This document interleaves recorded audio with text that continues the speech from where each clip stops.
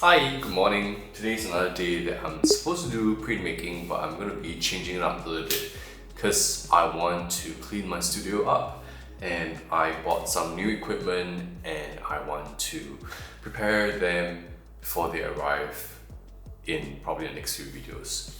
But I also have collected a lot of things, a lot of art, and I've even made a lot of art, and I decided that I need to clear some of them before we start another year that's coming up really soon, 2026. But that said, a lot of my materials are also getting a little bit crusty and rusty, and I decided that today I want to be cleaning up everything to make sure that everything is going to be smooth sailing before I start another piece probably next week or something. And I also like to say that all these pieces that I made, they are spectacular, but I also want to shift things up, probably do something about all these art pieces and just find a way to spruce up my studio, to find ways that it can inspire me again. Not that it doesn't inspire me, but just, a change of scenery, a change of pace, and a change of view. But otherwise, let's go.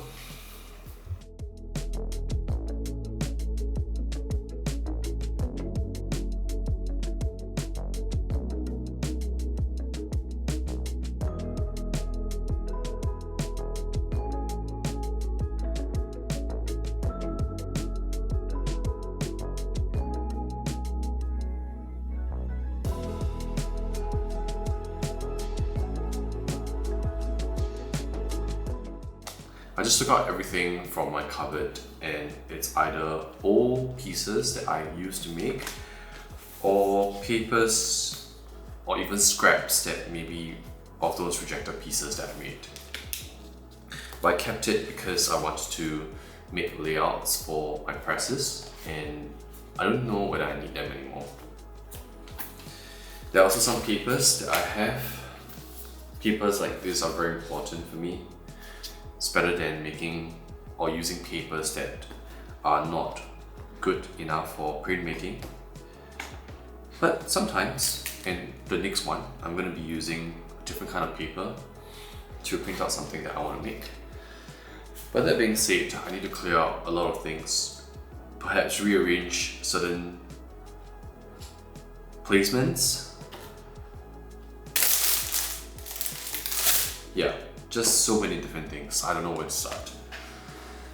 Let me think of a way to make this happen.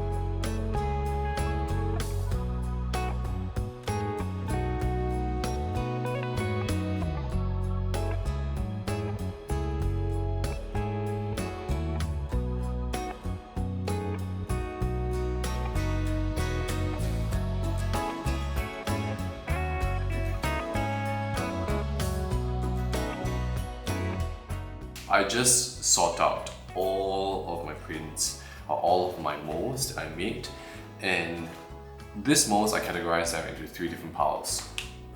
The ones that I'm going to reprint, the ones that I'm going to keep, and the ones that I'm going to throw away. And there are a few really honorable mentions that I have in each of these piles, but let's start with the ones that I want to reprint. The very first one that I want to reprint is actually this one. If you know, it's actually the cat and the roof gradient situation. I have done this twice with 2 different prints and it didn't work out.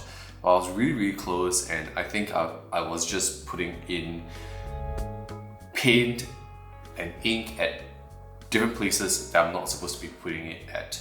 So I think I'm gonna reprint this and try it out again. I know that at a point in time I was just too frustrated to redo again, so I just chuck it aside and never touch it again. And now that I am re-looking at all of this, I think I want to redo this just to try it out. And there's one more, which is on this scooter print that I was supposed to record and do a few months ago. This one, it's a reduction print. So I was gonna make like retro colors, but I didn't make it. I don't know why. I think it just did not inspire me at a point in time. But since I just dig it out, maybe I should just do something about this one in the next few weeks before the year end. And since it's a reduction print, it probably takes me about 2 days to do it. And with the year coming to an end and things slowing down, I think probably can afford some time to do this. Yeah. So that is the I want to do it again pile. The one that I want to keep pile. A few honorable mentions. This one, I don't know whether you can see it. This one, this print, I really love this a lot. This is my very first, or like the first few original prints that I make. It's basically just like a retro poster of saying Oishi ramen, which is delicious ramen, and I created a ramen picture. I would say that this is really big for me because I was just looking at posters and I just thought of making something this big. Prior to this, I probably have made something that's on a more square basis, but I'll let you see in a bit. But yeah, I was really proud of this. I never thought I could create something like that, and you know, I was really proud. So this is really something that I'm going to keep for a while. The next one is actually a recent print. This print is about this man here sitting on either a subway or a boat. And why I think that this one is really iconic for me is because I never knew what kind of stuff I really enjoy. Things like posters or, you know, say like cartoon or even probably depiction of life, many kinds of things. But this one really cement that I like to carve things on a more silhouette, more shadow kind of style. I've always been more interested in the black and white, but occasionally still do with the colors. But this one really just tells me that I like the silhouette shadow kind of style a lot more than the colors. I also made this. This is cat. This is a cat pointing middle finger. I found this on the internet and I just decided to carve it out. It's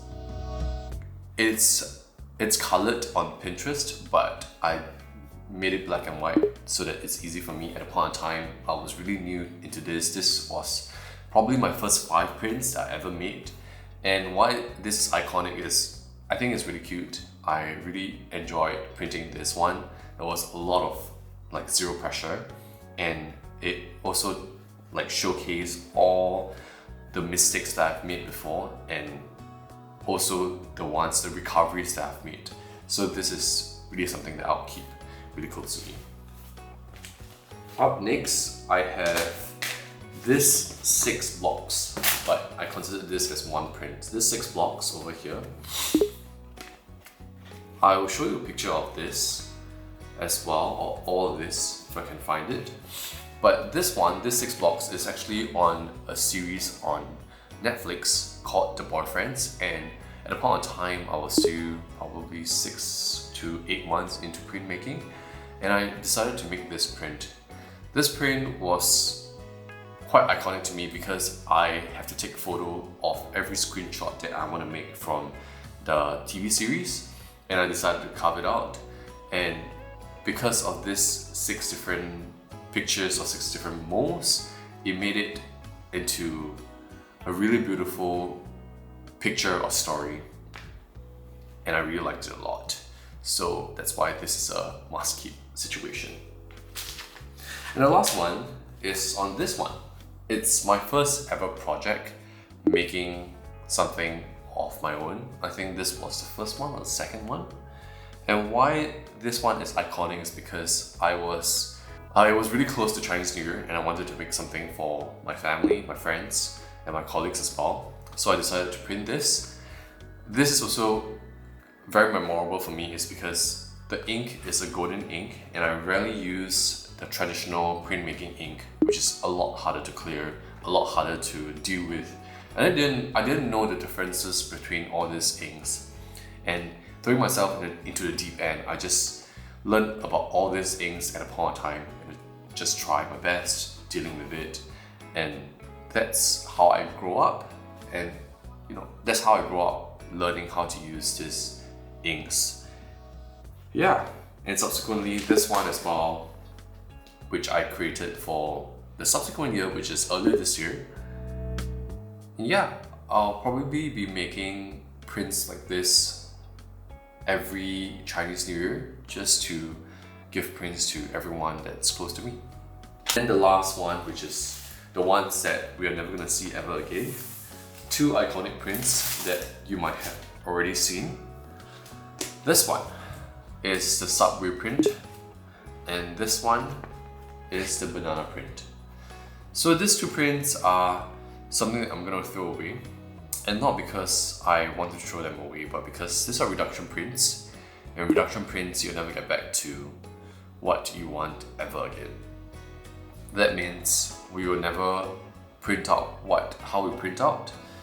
For example, the first layer was supposed to be yellow, and I'll never get back the first layer because it has been carved out already. And just like this one as well, the first layer is gone. I don't remember, I think this one is the second layer. It could be still manageable, but for banana print, this is the fourth layer. And fourth layer means that the first 1 to 3 layers is gone and you can never capture the details ever again. Being a sentimental person, I think it's hard for me to let things go. But the Japanese culture is all about like moving on, moving forward, letting things go. And just like reduction technique, it is like that as well. So even though it is quite hard for me to bear, even though this has been kept in the closet for a number of weeks because I couldn't throw it away, I think I have to let it go. Yeah, so all these prints, all gone. I have quite a number of them, I think 10 over prints that I'm gonna be throwing them away. Yeah.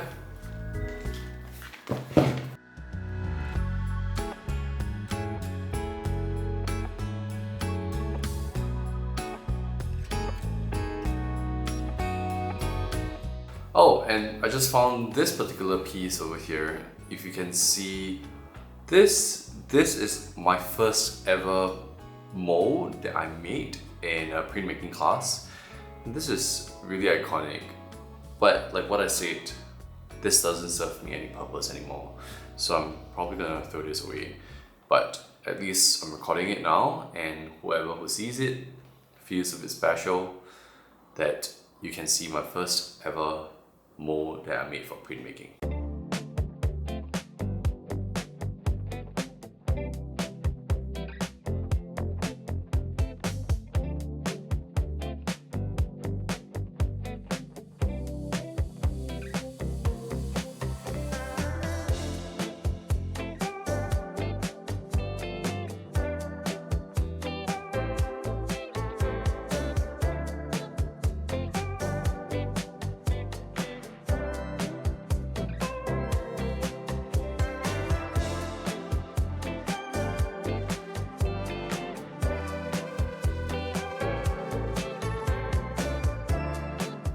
So I'm almost done cleaning up the studio, and I am probably just gonna stick the last few pieces. These two pieces I've done it the last 2 times and I forgot to stick them. And then some really iconic pieces that I had. This one of the first few reduction prints that I made. And this one, which is a light plate, I would say, like a color light plate. And I really enjoy this, so I'm gonna stick it up and put it behind on those walls to decorate it up. So today's a really short video, but cleaning up a studio has never been easy. but it's a lot easier to clean up and show you guys how I clean up and make it more enjoyable for myself. Yeah, I'll see you next time.